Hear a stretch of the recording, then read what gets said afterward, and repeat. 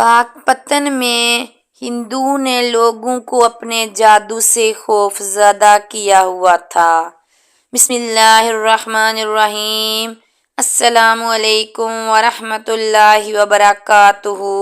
بابا فرید رحمۃ اللہ علیہ ہانسی میں 12 برس تک مقیم رہے اور پھر ہانسی سے اپنے آبائی قصبے کوٹھی وال تشریف لے گئے اور کوٹھی وال میں کچھ عرصہ قیام کے بعد اجوادن موجودہ پاک پتن تشریف لے گئے اور پاک پتن میں مسلمانوں کے ساتھ ساتھ غیر مسلموں کی بھی بڑی تعداد آباد تھی۔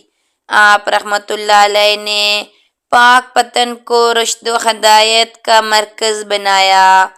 پاک پتن کے مسلمان درویشوں کے منکر تھے۔ یہی وجہ ہے کہ جب آپ رحمۃ اللہ علیہ پاک پتن تشریف لائے تو شہر سے باہر ایک معمولی غیر معروف جگہ پر قیام کیا۔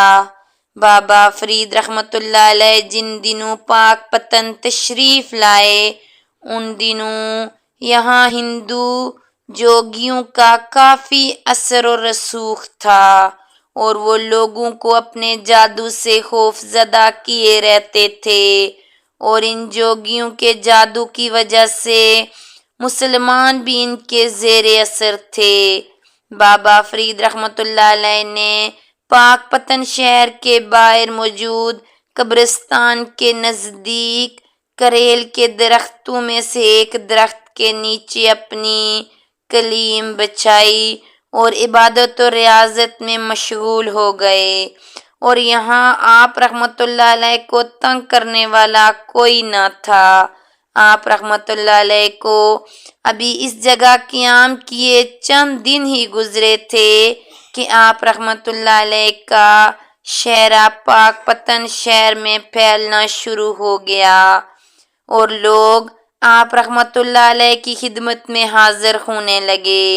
بابا فرید رحمۃ اللہ علیہ نے جب اس جگہ بھی لوگوں کا ہجوم دیکھا تو ایک مرتبہ پھر اس جگہ سے جانے کا ارادہ کیا اور آپ رحمۃ اللہ علیہ گوشہ تنہائی چاہتے تھے تاکہ خلوص قلب کے ساتھ عبادت و ریاضت میں مشغول رہ سکیں۔